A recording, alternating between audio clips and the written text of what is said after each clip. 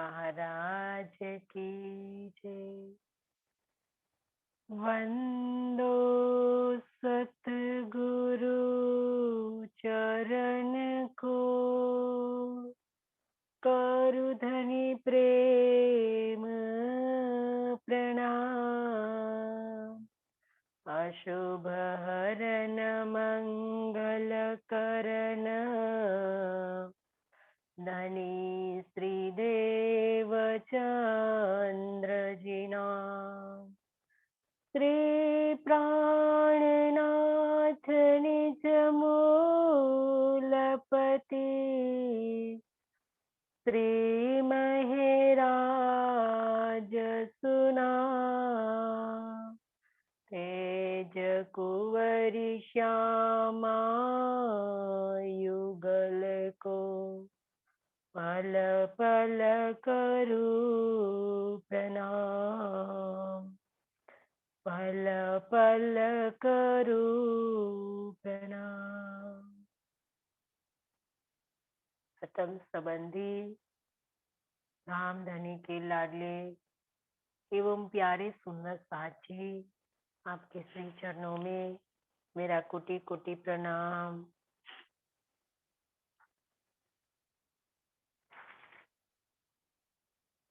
धनी तोडिनी निंद्रडी, ते विसरिया सब की।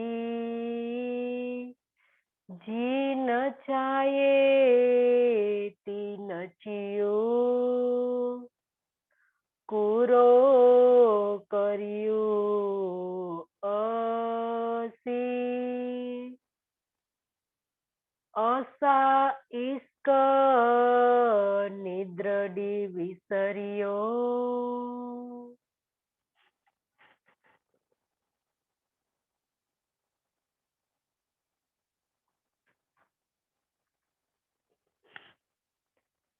आप अक्षरातीत धाम के धनी महामती के धाम दिल में विराजमान होकर आज हम सब सुंदर साथ की आत्मा की जागृति के लिए कई प्रकार से प्रयुक्ति कर रहे हैं। इस सिंधी वाणी के माध्यम से धाम के धनी हमें जागृत कर रहे हैं। सिंधी वाणी के अंदर इंद्रावती जो हम सब आत्माओं की ओर से धनी को कई प्रकार से युक्ति प्रयुक्ति करके आत्माओं को जागृत करने के लिए कोशिश कर रही है और कई प्रकार से साक्ष्य दे रही है। और इलम वाणी की साक्ष्य देकर वो कह रही है कि हे धनी, आपके हुक्म से जो खेल बना है और हम आए हैं तो हुक्म से आए हैं, तो ये हुक्म के अधीन रहकर आपका हुक्म जिस प्रकार से हमें नचाता है, मतलब जिस प्रकार से आपका आदेश होता है उसी मुताबिक यहाँ इस संसार के अंदर हम सब रूहें कर रही है और खेल भी देख रही है। तो हे धनी, यहाँ हमारा कुछ भी नहीं चलता है तो हम यहाँ आकर कर भी क्या सकती है, क्योंकि हम यहाँ हुक्म के अधीन बन बैठे हैं। तो हे धनी, आप अपने हुक्म से हुक्म दीजिए और सब आत्माओं को जल्दी से जागृत करिए। इस प्रकार से इंद्रावती कई प्रकार से धनी को कहती है और आगे भी यही बात स्पष्ट कर रही है कि असा इश्क निद्रडी विसरियो, अचिमयहीन रांद। इश्क तो ही जो दिखारियो, पस मोह जा कांद।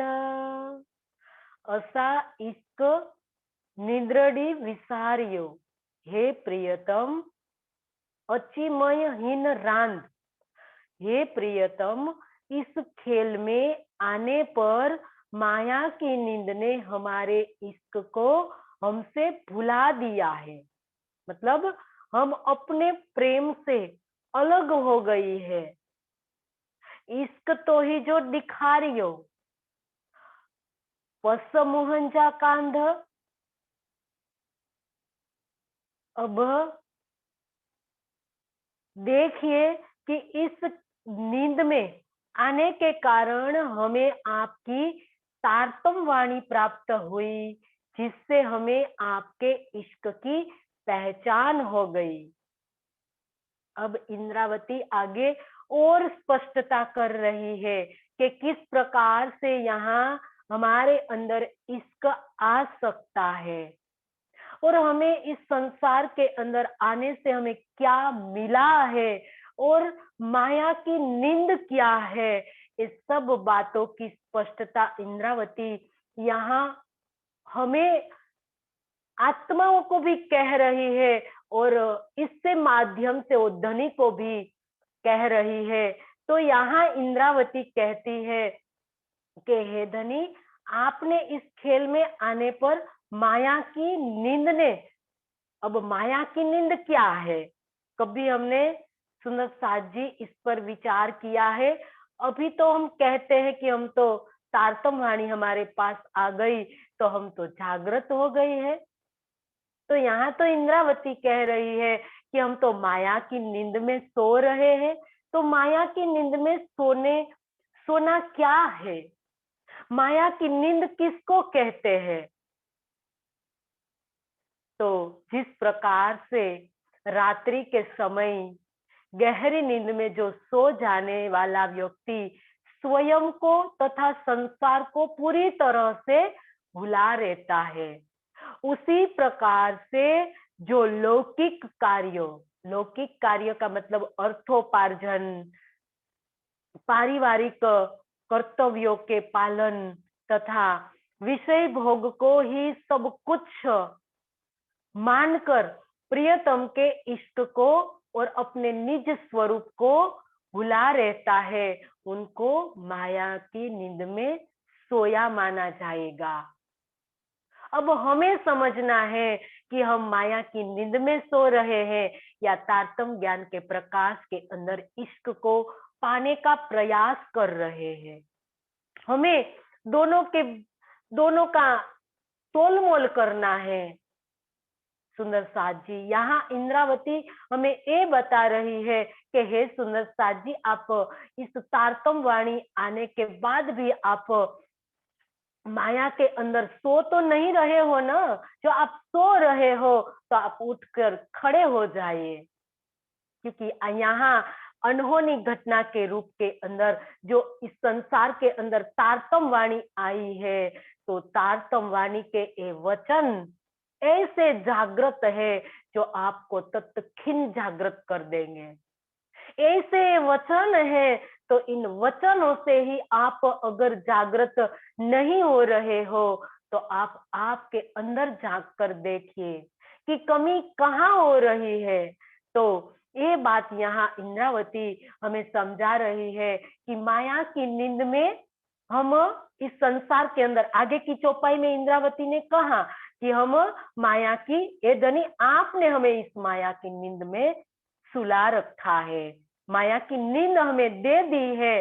तो आगे कहती है कि अब हम माया की नींद में तो सोए हैं, लेकिन इसीलिए हमारे पास इष्ट नहीं है। अब माया की नींद में के अंदर हम भूले पड़े हैं। हम परम धाम का जो हमारा मूल इश्क है वो अभी हमारे अंदर नहीं है। तो इसके लिए अब क्या हुआ? तो न केवाय ए माया वाणी माया माहे, लेकिन साथ माटे कहवाणी। न केवाय ए वाणी माया माहे, ये माया के अंदर इस ब्रह्मवाणी का आना कभी संभव नहीं था। लेकिन अनहोनी घटना के रूप में परमधाम की ब्रह्मात्माएं इस संसार के अंदर आ गई और इस प्रकार से नींद के अंदर, गहरी नींद के अंदर वो सो गई, अपने मूल इश्क को, अपने मूल प्रियतम को, मूल प्रियतम के प्रेम को, अपने निज स्वरूप को भूल गई।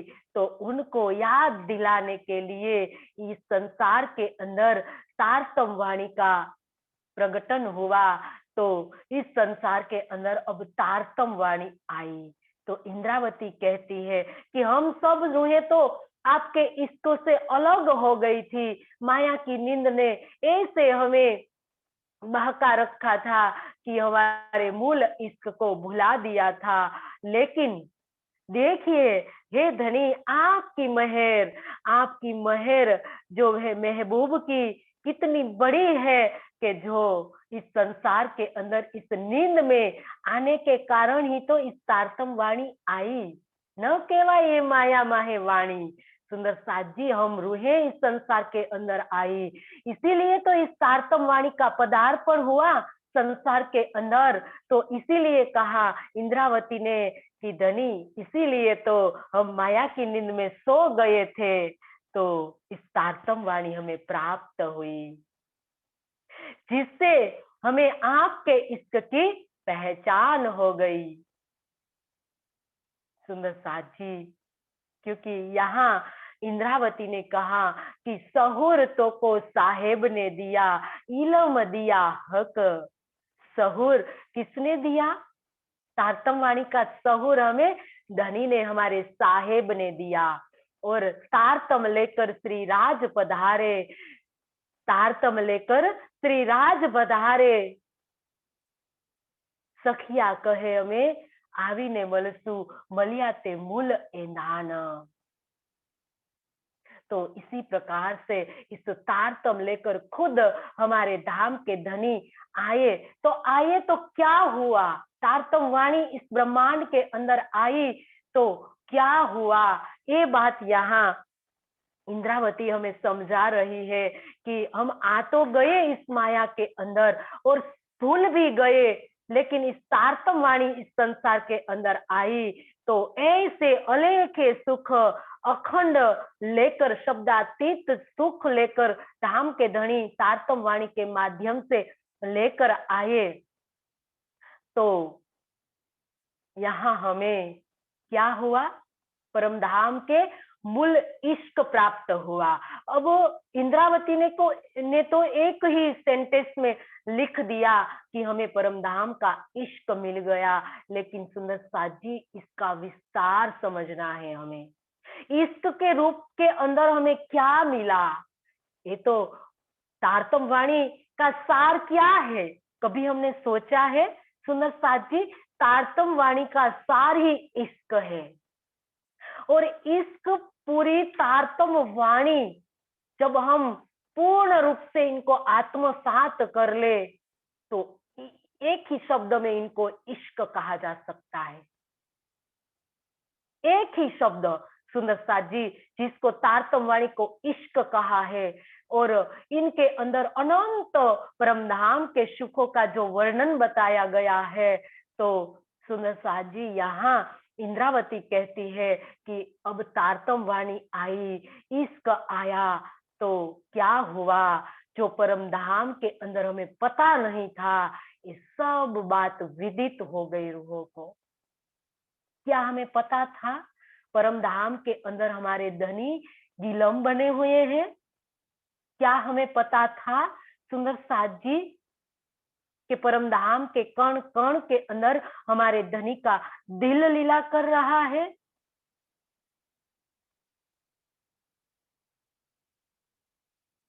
और नश्वर जगत और दुखमय जगत में परमधाम से भी अधिक सुख की अनुभूति हमें इस संसार के अंदर होने वाली है। जो कई सखिया आत्माओं ने जो अनुभूति यहाँ बैठे बैठे जो की है, ये सब तारतम वाणी से हुआ है सुंदर साथ जी। तो हम इनको समझे कि जब तक हमारी आत्मा माया की फरामोशी में भटक रही होती है, तब तक हमें दुख की ही अनुभूति होती है। किंतु यदि हमने विरह प्रेम में डूबकर चितवन द्वारा सुख के निधान युगल स्वरूप को अपने हृदय में बसा लिया, तो हमारा हृदय भी धाम बन जाता है। ऐसे ये वचन है सुंदर साथ जी, हक इलम से होत है और सब का दीदार। क्या एक कथन मिथ्या है सुंदर साथ जी? हक इलम से होत है और सब का दीदार। इस हक इलम से, इस तारतम वाणी से परम धाम का दीदार होना है, दीदार होता है। और एक एक जीव को होना है दीदार।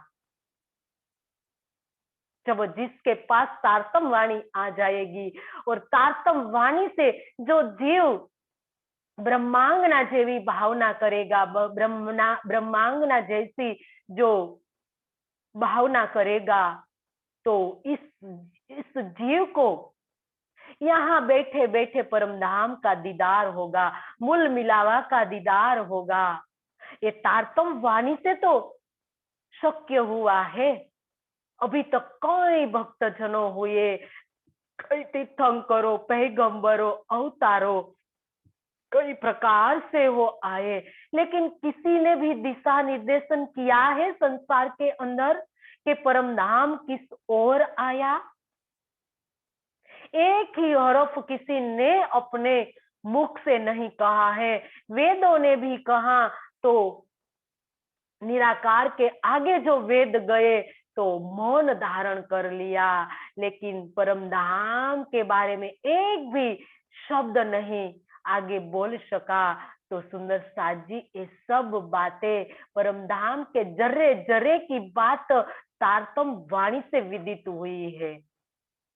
तो यहाँ ब्रह्मात्माओं का दिल अर्श बना है, तो भी सुंदर साथ जी इस इलम से हुआ है, और इलम से धाम बन जाएगा हमारा दिल। कोई रास्ता नहीं है सुंदर साथ जी, इस तारतम वाणी का मंथन करके हमारा दिल हम अरस बना पाएंगे। तो सुंदर साथ जी, ये भी तारतम वाणी को यहाँ महत्ता दी गई है, और ऐसी स्थिति में हमें परम धाम के सुखों की जो अनुभूति इस संसार में भी होने लगती है, तो ये भी तारतम वाणी से ही होगी सुंदर साथ जी। यहाँ हम धनी के दिल में डूबकर उनके सागरों के सुख की भी लज्जत ले सकते हैं सुंदर साथ जी। कोई डूब सका है धनी के दिल में? परम धाम के अंदर हम ऐसे डूबे हुए थे, लेकिन परम धाम के अंदर हमें ऐसी मस्ती के अंदर हमें पता ही नहीं था कि हकीकत की मार्फत क्या है, वाहिदत की मार्फत क्या है। ये बात हमें परम धाम में पता नहीं था। लेकिन यहाँ सुंदर साथ जी, हमें एक एक सखी को अलग धनी को रिझाने का जो अवसर मिला है। परम धाम में तो वहदत है, और परम धाम में एक सखी जो डूबती है तो ये सुख सबको मिलता है। सुंदर साथ जी, यहाँ हमें इस अवसर तारतम वाणी से मिला है कि धनी के दिल में हम डूबकर कैसे सुख के अंदर सुंदर साथ जी यहाँ बैठे बैठे हम कौन सी स्थिति को प्राप्त करें। तो ये भी यहाँ संभव तारतम वाणी से हुआ है। और आगे भी इंद्रावती हमें कहती है, इश्क, वाहिदत, निस्बत की, मारिफत की पहचान यहाँ ही संभव है। परम धाम में हम जाकर फिर डूब जाएंगे। जब हम परम धाम जाएंगे तो फिर सुंदर साथ जी हम इन धनी के इश्क में डूब जाएंगे। हमें ये अवसर ही यहाँ मिला है धनी के इश्क का, इश्क में डूबने का, वाहिदत में की पहचान करने का, निस्बत की, मारिफत की पहचान करने का। यहाँ सुंदर साथ जी हमें अवसर मिला है, ये परम धाम में नहीं मिलने वाला है। इस जागनी ब्रह्मांड में ही सुंदर सा जी आगे इंद्रावती हमें और बात बता रही है कि इस जागनी ब्रह्मांड में ही योग माया की भी लीलाओं का अनुभव किया जा सकता है, जो परम धाम में नहीं हो सकेगा। इसीलिए कहा कि अब जाग देखो सुख जागनी, ये सुख सुहागिन जोग, तीन लीला चौथी घर की, चारों को याही में भोग। चार चार लीला का भोग है इस जागनी ब्रह्मांड में, लेकिन हम जागृत होके देखें तभी तो हमें उसकी लज्जत मिलेगी। ऐसे ज्ञान से कुछ भी होने वाला नहीं है सुंदर साथ जी। ऐसे तो हमें और कई तन धारण करेंगे, हमने कई तन धारण किया है और आगे हम कई तन धारण करेंगे, करते रहेंगे, लेकिन हमारे हाथ में कुछ भी हासिल नहीं होने वाला है।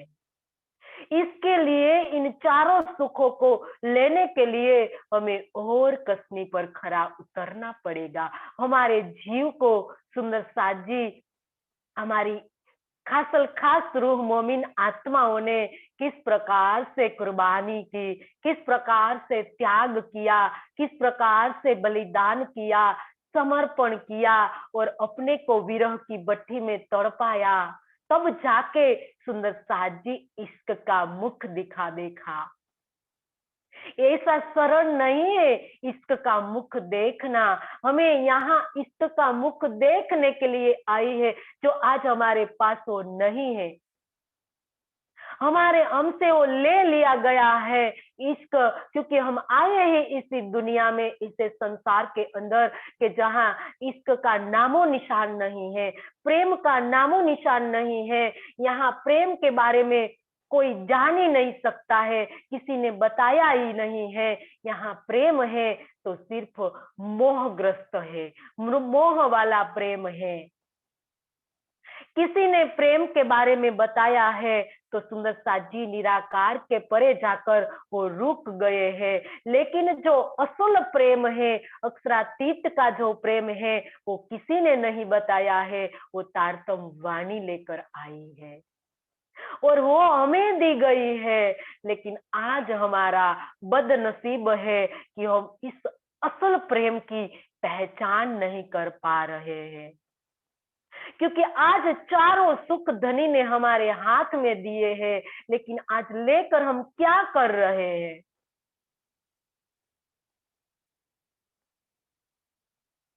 धनी ने धन तो बहुत दिया।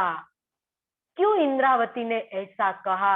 इंद्रावती ऐसा कह सकती है, वो कहते हैं कि दुख ना देऊ फूल पाखड़ी, लेकिन कहा इंद्रावती ने कि धनी ने धन बहुत तक दिया, लेकिन लिया नहीं हराम खोर। आज इंद्रावती के दिल पर क्या गुजरी होगी, क्या गुजरती होगी सुंदर साजी। आज हमारी हाल देखकर, हमारी आत्माओं की, हम सखियाओं का हाल देखकर आज इंद्रावती के दिल पर क्या गुजरती होगी कि आज इतना धन धनी ने दिया है, लेकिन आज एक बूंद भी हमारे अंदर नहीं आ रहा है।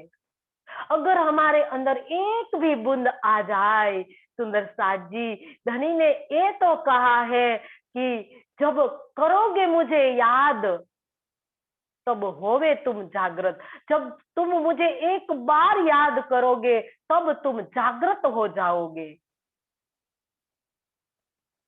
क्या हम धनी को याद नहीं कर रहे हैं? अगर हम धनी को याद कर रहे हैं और हम जागृत नहीं हो रहे हैं, तो हमारी याद करने में, हमारा साध करने में कोई कहीं न कहीं कोई उणप है। तब जाके सुंदर साथ जी हमारा साध, हमारी याद धनी तक नहीं पहुंच पा रही है। आज हम कई प्रकार से सुंदर साथ कई कोशिश कर रहे हैं, कई प्रकार से प्रयास कर रहे हैं, लेकिन हमारा प्रयास तो सही जगत पर होना चाहिए। हमें समझना चाहिए कि हमारी जो हमें चीज दी गई है हमें कहाँ से मिल रही है। पहले तो हमें उनकी गरिमा को समझना पड़ेगा। हमने कभी उनकी गरिमा को नहीं जाना है, हमें अपनी गरिमा को नहीं समझा है, तब जाके सुंदर साथ जी अब हमारा यही हाल बना है। कितना विस्तार है। धनी ने कई प्रकार से सुंदर साथ जी हमें समझाया है, लेकिन हमारी समझ में कुछ भी नहीं आ रहा है, क्योंकि हम इसको तभी इसको मुख दिखलावेगा। इश्क हमारे पोर पर खड़े हैं, हमारे दरवाजे पर वो खड़े हैं, लेकिन वो कब मुख दिखलावेगा। रहो और स्वत इन खेल में, बक्का सुख छुटे ना एक खिन। ब्रह्मात्मा जो हमारे परमहंस आत्माओं ने कहा है कि आप इस प्रकार से रहो खेल के अंदर कि एक पल के लिए आपके आपका जो सुख है परम धाम का वह न छूटे। क्या ऐसा हम करने के लिए तैयार है? इसीलिए तो हमें अष्टपहर की लीला धनी ने दी। क्या सिर्फ पढ़ने के लिए दी गई थी? क्या सिर्फ उनको रटा लगाने के लिए दी गई थी? अष्टपहर की जो लीला परिक्रमा में जो दी गई है वो क्यों दी है? इसीलिए तो सुंदर साथ जी दी है कि रहो और स्वत इन खेल में, बक्का सुख छूटे ना एक खिन। सुबह 6 बजे से लेकर सुंदर साथ जी अष्टपहर 64 घड़ी की लीला है कि कौन से समय में, क्योंकि यहाँ के समय में सुंदर साथ जी यहाँ हमारी बुद्धि जो तार्किक बुद्धि है, तो इसी वजह से धनी ने यहाँ यहाँ के समय से सुंदर साथ जी परम धाम में कोई समय नहीं है, फिर भी हमारे जो शब्दातीत है शब्द के अंदर आ गए, और शब्द के अंदर आने के बाद भी समय में बंध गए कि इस समय में 6 से लेकर 6:30 बजे तक धनी जब तीसरी भौम की पड़साल में आते हैं और हीरे की मेहराब के बीच में वो खड़े रहते हैं युगल स्वरूप, और पशु पक्षी चांदनी चौक में दीदार करने के लिए आते हैं और पशु पक्षी को दीदार देते हैं और वनों को अमृत से सिंचन करते हैं। हम भोग में तो बोलते हैं तीजी भौम की झोपड़ साल, ठोर बड़े दरवाजे विशाल। किसके लिए बनी है ये ये अष्टपहर? सुंदर साथ जी किसके लिए बनी है? हमारे लिए। हम सब रूहों को सुख के लिए बनाई गई है, लेकिन हम सुख ही नहीं ले रहे, तो क्या किस काम की? तीजी भौम की जो पड़साल, ठोर बड़े दरवाजे विशाल। सुंदर साथ जी वहां पहुंचना था हमें, सिर्फ शब्द नहीं है, शब्द में पहुंचना है हमें, और शब्द में पहुंचकर हमें तीसरी भौम में पहुंच जाना था, और वहां जाकर धनी के बगल में खड़े रहकर हमें पशु पक्षी को चांदनी चौक में उन नूरी शोभा को हमें देखना होता है। 6 बजे से 6:30 बजे तक इस लीला में हमें जीना होता है। तो सुंदर साथ जी तब जाके एक पल के लिए ये सुख नहीं छूट पाएगा। और 6:30 बजे से 7 बजे तक सुंदर साथ जी श्रृंगार होता है धनी का। कहाँ होता है? पड़साल के आगे जो दहलान आई है, और दहलान के अंदर धनी का श्रृंगार होता है, और इस श्रृंगार के अंदर 4 सखियां श्रृंगार कराती है। तो किस प्रकार से सुंदर साजी श्रृंगार होता है धनी का।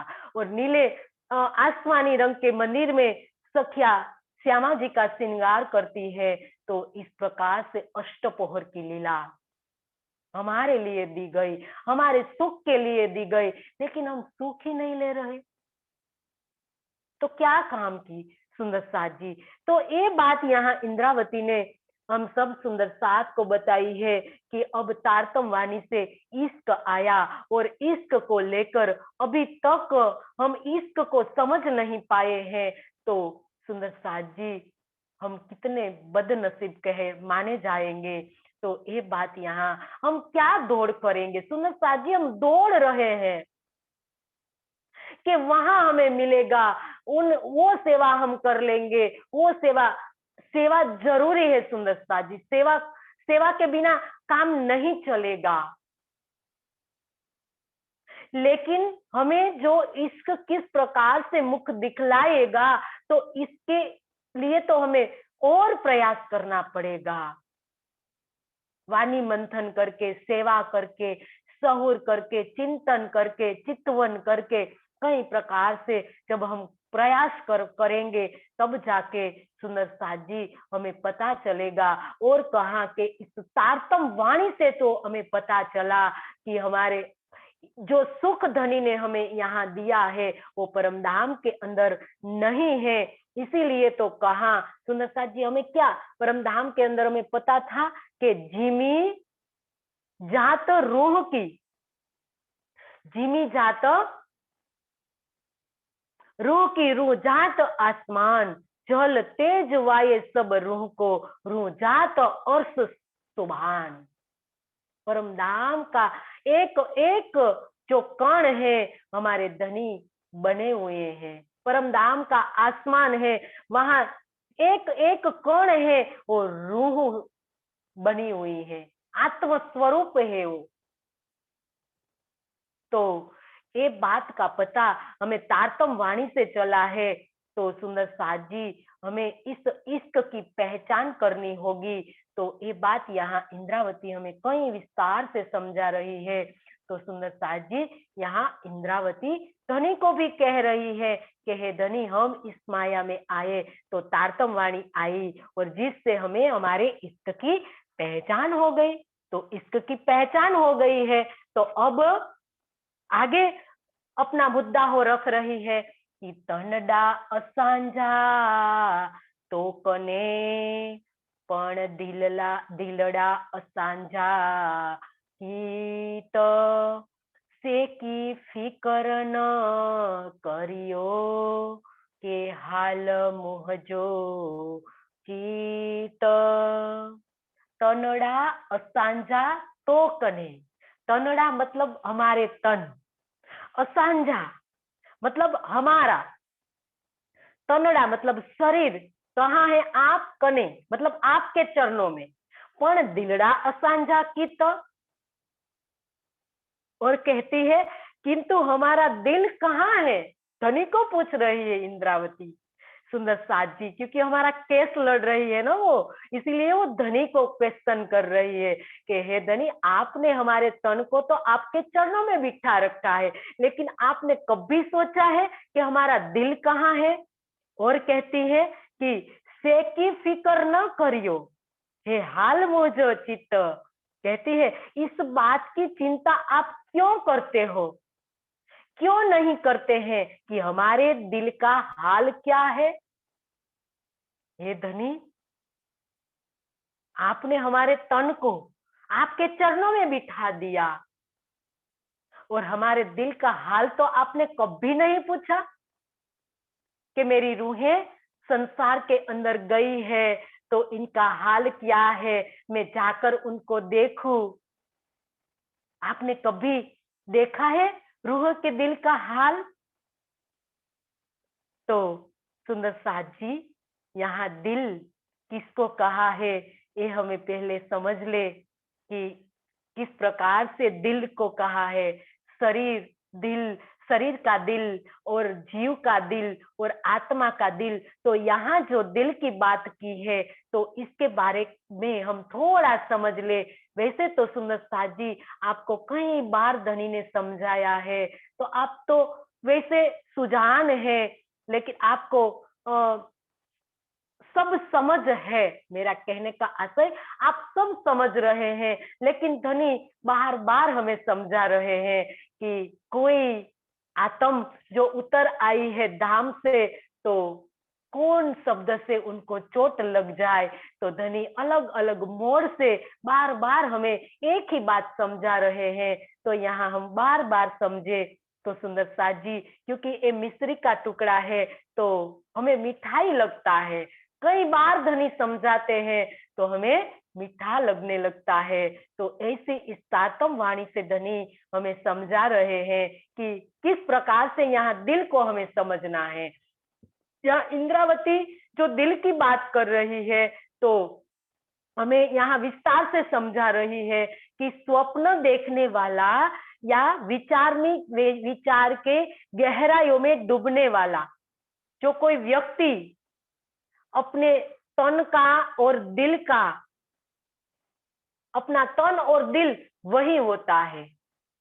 जब कोई व्यक्ति विचारों की गहराइयों में डूब जाता है या सपनों में वो डूब जाता है, तो उनका शरीर कहाँ होता है, जो वहां जो बैठा होता है या सोता होता है वहां ही उनका तन होता है। लेकिन उसका प्रतिबिंबित या उसने अपने क्रिया अपने भावात्मक जो रूप बनाया होता है वो क्रियाशील रहता है। सपने के अंदर हम अपने आप जो अनुभव करते हैं, तो सुंदर साथ जी जब हम सपना देखते हैं तो स्वप्न में हम हमारी सैया पर हम सोए होते हैं, लेकिन हमारी क्रिया, हमारा मन की क्रियाशीलता से एक और तन खड़ा होता है। तो उसी प्रकार से सुंदर साथ जी हमारा दूसरा जो तन धारण होता है, तो उसकी बात यहाँ कर रही है कि जब तक यह प्रक्रिया चलती है तो तब तक उसे यही पता होता है कि वही हम वहां हैं। हम सपना एक पल के लिए जब देखते हैं तो हम सपने के अंदर गलतान हो जाते हैं या कोई विचार में गलतान हो जाते हैं, तो हम वहां अपने को पाते हैं। जब हम टीवी पर्दे पर जब कोई पिक्चर देखने लगते हैं तो सुंदर सा जी क्या होता है, हम इतने गलतान हो जाते हैं, हम अपने शरीर का हमें पता नहीं होता है या आसपास जो भी कोई कुछ भी घटित होता है हमें कुछ भी पता नहीं होता है। हमारा हमारा जो दिल होता है कहाँ वो रहता है सुंदर सा जी, टीवी पर्दे पर जो हम पिक्चर देख रहे होते हैं, तो हमें ऐसा लगता है कि हम उनके अंदर चले गए हैं। तो उसी प्रकार से यहाँ बताया है धनी ने कि जहां के भाव में वह डूबा हुआ है उस समय उसे अपने मूल तन या दिल का जरा भी भान नहीं होता है। स्वप्न के टूटने पर या विचार का अलग होने पर ही उसे अपनी वास्तविकता का एहसास होता है कि अरे मैं क्या देख रही थी, अरे मैं क्या सोच रही थी। तो ठीक यही स्थिति इस खेल के अंदर है। जिस प्रकार स्वप्न या विचारों में खोया हुआ व्यक्ति कभी हंसता है, कभी रोता है, कभी चिंतित या भयभीत दिखाई देता है, उसी प्रकार परात्म का तन अपने प्रतिबिंबित तन के द्वारा, परात्म के तन का प्रतिबिंबित तन कौन है सुंदर साथ जी, आत्मा। तो वो आत्मा इस खेल में है, आत्मा का दिल इस खेल में है। तो जिसे आत्मा या सुरता का तन कहा गया है, जिसका दिल भी आत्मा का इसी तन में कार्य कर रहा है। तो परात्म का दिल जो आत्मा है, तो आत्मा का दिल किस पर बैठा हुआ है, जीव के दिल पर बैठा हुआ है। तो इसी प्रकार से यहाँ दिल की बात कही गई है। तो ये सारी लीला जीव के दुख से भरी लीला को देखकर उसका अनुभव कर रहा है, जीव कर रहा है, दुख का अनुभव जीव कर रहा है। इसी को दुख देखना कहा गया है। तो आत्मा अपने को जीव समझ रही है और जीव समझकर अपने को दुख से जोड़ दिया गया है और अपने को जीव समझकर सुंदर साथ जी ये बात यहाँ बताई गई है। लेकिन परात्म या आत्मा का जो तन है वो सिर्फ दुख का भोग कर रहा है, वो कभी दुख की लीला के अंदर शामिल नहीं हो सकता है। दुख का भोगता सिर्फ जीव है और जीव की लीला आत्मा सिर्फ देख रही है, आत्मा का दिल सिर्फ देख रहा है। तो यहाँ आत्मा के दिल की बात कही है। तो ये इंद्रावती अब अपना दावा रख रही है, अपना पक्ष रख रही है। तो इसीलिए इंद्रावती यहाँ कह रही है कि धनी कभी आप यहाँ आकर देखिए कि हमारी आत्माओं का जो आत्माओं के दिल का जो हाल है वो आप देखिए और समझिए कि मेरी जो सखिया वो है किस प्रकार से इस संसार के अंदर फंस गई है और जीव के दुख को अपना दुख समझकर वो जीव बन बैठी है, वो अपने निज स्वरूप को भूल गई है। तो धनी आप इनके दिल का हाल समझिए। और आगे कहती है कि मुके इलमे चयो भली पेरे कोई न्याहे दोह रुहन केयो थ्यो सभ कांधजो असी सभ मंज ईजन मुके इलमे चयो भली पेरे। इस तारतम वाणी से मुझे यह बात तो अच्छी तरह से विदित हो गई है कि इस खेल में हमारा कोई भी दोष नहीं है, दोह नहीं रुहन, कोई न्याय है दोह रुहन, मतलब रूहों का कोई दोष नहीं है। केयो थियो सब कांध जो, सब दोष धनी पर इंद्रावती ने डाल दिया। श्री राज जी ही सब कुछ करने वाले हैं, हम सभी उनके हुक्म के अधीन हैं। इंद्रावती ने सब अपना पक्ष रखने के लिए सुंदर साज जी सब दोष धनी पर डाल दिया कि हे धनी इस तारतम वाणी से हमने जान लिया है, तारतम वाणी में तो आपने कहा है और खिलवत कहती है कि धनी आपने तो खेल मंगवाया है, रूहों का कोई दोष नहीं है क्योंकि यहाँ सब कुछ आपके हुक्म के अधीन है, आपका हुक्म ही करा रहा है, जो भी करा रहा है ये आपके हुक्म करा रहा है। तो हे धनी आपके हुक्म ने तो खेल बनाया है, तो इनमें हमारा क्या दोष, खेल किया हुक्म सो हम आए हुक्म और हुक्म दर्शन देखा भी कछु ना बिना हुक्म खसम।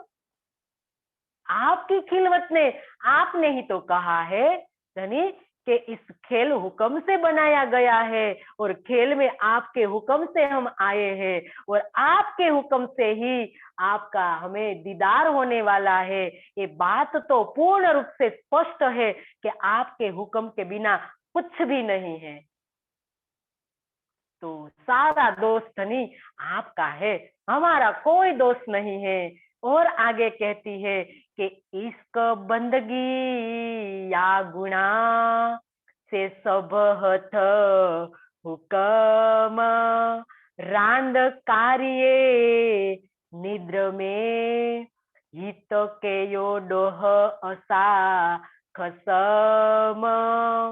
और आगे इंद्रावती कहती है इश्क बंदगी या गुणा, हे धामधनी चाहे हम प्रेम या भक्ति की राह अपनाए अथवा से सब हथ हुक्म दोषों से भर जाए, अगर हम यहाँ प्रेम की बंदगी करें, भक्ति करें अथवा हम गुनाहों से भर जाए, सब रांद करिए निंद्र में हित के हो डोह असाखसम, सब कुछ आपके ही आदेश से ही होना है। जब आपने नींद में ही वह खेल दिखाया है तो ऐसी स्थिति में हमारा क्या दोष है। हे धनी आपने तो एक खेल आपके हुक्म से बनाया है, तो यहाँ चाहे हम प्रेम से भक्ति करें या हम दोषों से भर जाए तो सब कुछ आपके आदेश से होने वाला है, क्योंकि हुक्म से खेल बना है। यहाँ आपका हुक्म की कारीगिरी चल रही है। सब बोलबाला आपके हुक्म का ही पसारा है। इस संसार के अंदर आपके हुक्म के बिना एक पत्ता भी नहीं हिलता है। तो इंद्रावती ने सुंदर साज जी अपना पक्ष रखने के लिए, सुंदर साज जी यहाँ इंद्रावती हमारी वकील बनी है, और वकील का काम है केस को जिताना। और इंद्रावती सुंदर साज जी केस को जिता रही है। और सुंदर साज जी हमें ऐसा नहीं समझना है कि इंद्रावती तो कह रही है कि सब कुछ आपके हुक्म से हो रहा है, तो चाहे हमें दीदार देना है तो देना, लेकिन हम तो खेल को देखने के लिए आए हैं, तो अब अच्छी तरह क्यों खेल को न देख ले। इस विषय भोग को, संसार के अंदर जो भी कुछ बना है तो हमारे लिए बना है, तो हम भोग ले, ऐसा हमें कभी नहीं सोचना है।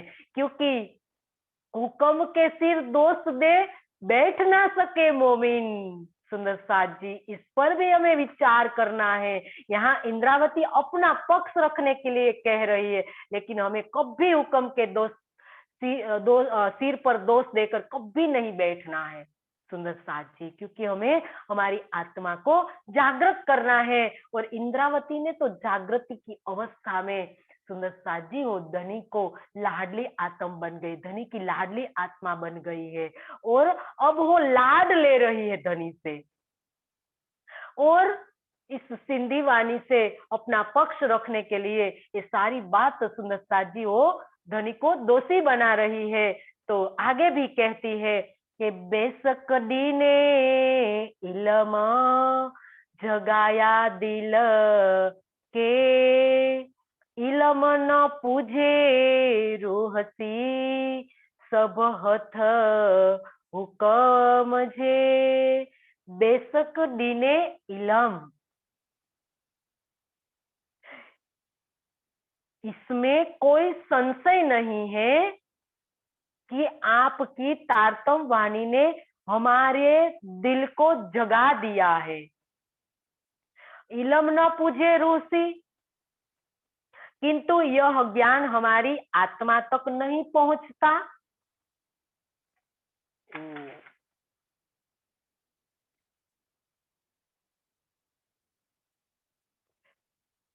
सॉरी सुंदर साथ जी, आगे की चौपाई ले गई पेज।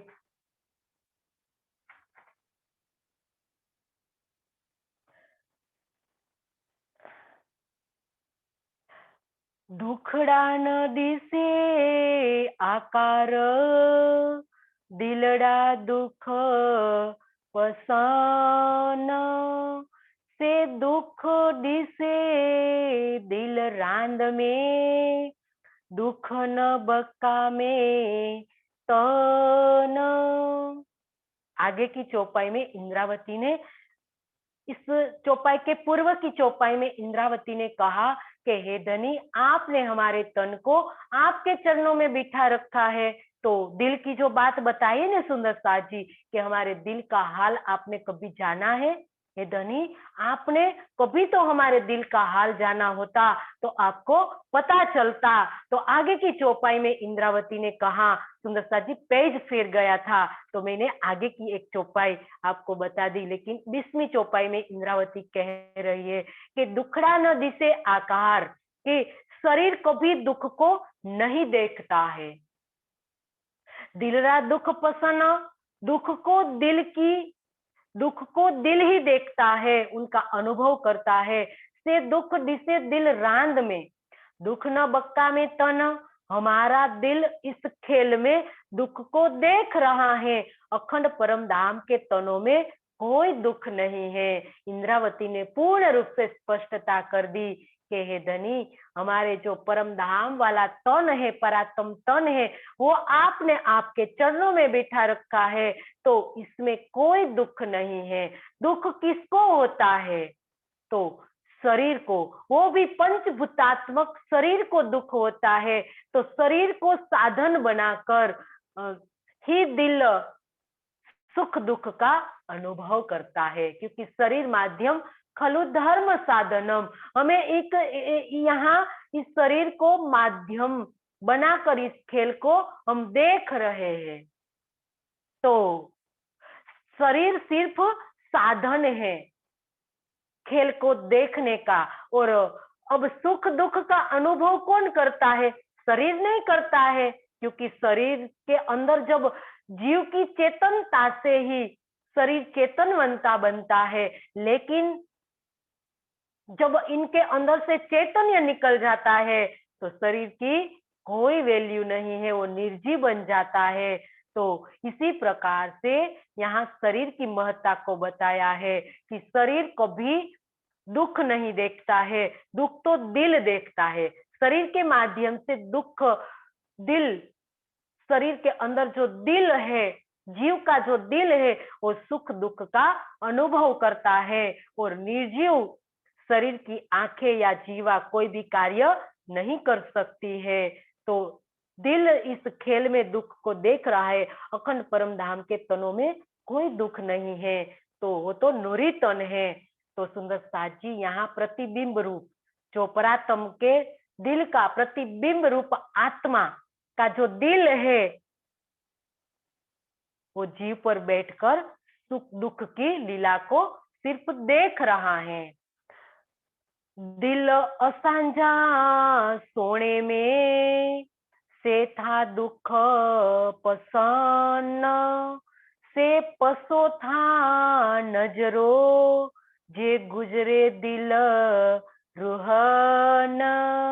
अब इंद्रावती पूर्ण रूप से शिकायत कर रही है धनी से, शिकायत के अंदाज में वो बात कर रही है कि दिल असांजा सोने में, हमारा दिल प्रतिबिंबित तो रूप में इस स्वप्न के संसार में है।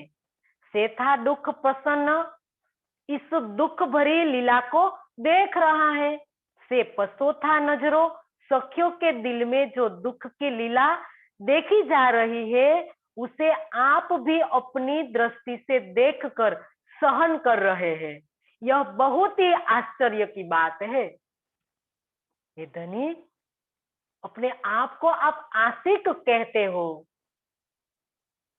हे मेरे प्राण वल्लभ, आपने तो तारतम वाणी में कहा है कि आशिक मेरा नाम रुहल्ला, आशिक मेरा नाम, इश्क मेरा रोहन सो, मेरा उम्मत में आराम रुहल्ला, आशिक मेरा नाम। ये धनी, आप तो अपने आशिक कहते हो अपने आप को, तो एक कैसी आशिकी, अपने मासूक को इस प्रकार से दुख में देखकर आप किस प्रकार से चैन से रह रहे हो? एक शिकायत भरे अंदाज में यह कथन इंद्रावती धनी को कह रही है कि हे धनी, आप हमारे दिल को दुखी देखते हुए कैसे सहन कर रहे हैं? आशिक को अपने मासूक को किसी भी स्थिति में दुख का अनुभव करने ही नहीं देता है। इसको आशिक कहता है, कहा है। क्या आपने आशिकी निभाई है?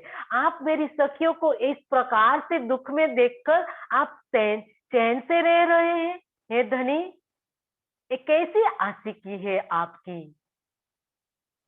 सुंदर साथ जी वो शिकायत भी कहती है, वो इस प्रकार से वो धनी से अपना पक्ष रख रही है। सुंदर साथ जी, इंद्रावती बड़ी चालाकी से, चतुराई से अपना पक्ष को रख रही है, और धनी को कई प्रकार से वो दोहरा रही है कि हे मेरे प्रियतम, हे मेरे धनी, आपने आपको आशिक कहा है, तो ये आशिक किसको कहा है? आपने कभी आशिक की व्याख्या को समझा है? आशिक किसको कहा है? तो वो समझा रही है वो धनी को, और आशिकी याद करा रही है इंद्रावती धनी को कि आशिकी किस प्रकार से निभाई जा सकती है। वैसे तो हमारे धनी जो आशिक बनकर आए हैं सुंदर साथ जी, लेकिन अब मासूक बन गए और मासूक बन के हमारे दिल में छिप गए। और सुंदर साथ जी, अब हम आशिक बन के धनी को खोज रहे हैं। सब सखियाओं धनी को खोज रहे हैं, लेकिन धनी कहीं भी नहीं दिखाई दे रहे हैं, क्योंकि हमारे इतने दिल में बैठे हुए हैं, इतने नजदीक बैठे हुए हैं, हमारे धनी हमें नहीं दिखाई दे रहे हैं, क्योंकि वो हमारे दिल में मार्फत मार्फत स्वरूप मार्फत के स्वरूप के अंदर वो हमारे दिल में बैठ गए। तो सुंदर साथ जी, जब हम इस धरातल पर पहुंचेंगे, हम जब चितवन की गहराइयों में जब हम डूबेंगे, तब जाके हमारे धनी हमें दिखाई देंगे।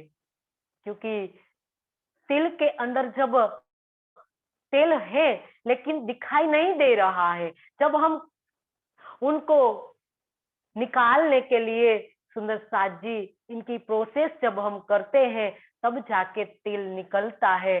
तो उसी प्रकार से हमारे दिल के अंदर जो धनी है, तो हमें देखने के लिए जो वाणी में बताया गया है, जब हम प्रयास करेंगे, तब जाके हमारे दिल में बैठे हुए धनी साक्षात नजर में आएंगे। क्योंकि हमें तीनों दिल को समझना होगा, हमें जीव के दिल को समझना होगा, आत्मा के अंतस्करण मतलब इनके दिल को समझना होगा, और परात्म के दिल को समझना होगा। तब जाके सुंदर साथ जी इन तीनों दिलों की जब लीला को हम समझ जाएंगे, तब जाके सब सारी प्रोसेस हमारी समझ में आ जाएगी कि हमें करना क्या है। तो ये बात यहाँ इंद्रावती हमें समझा रही है। तो सुंदर साथ जी, समय पूरा हो गया है, चौपाई दोहरा दें।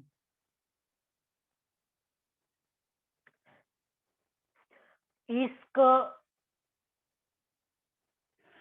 बेशक दीने इलमा जगाया दिल के, इलम न पूझे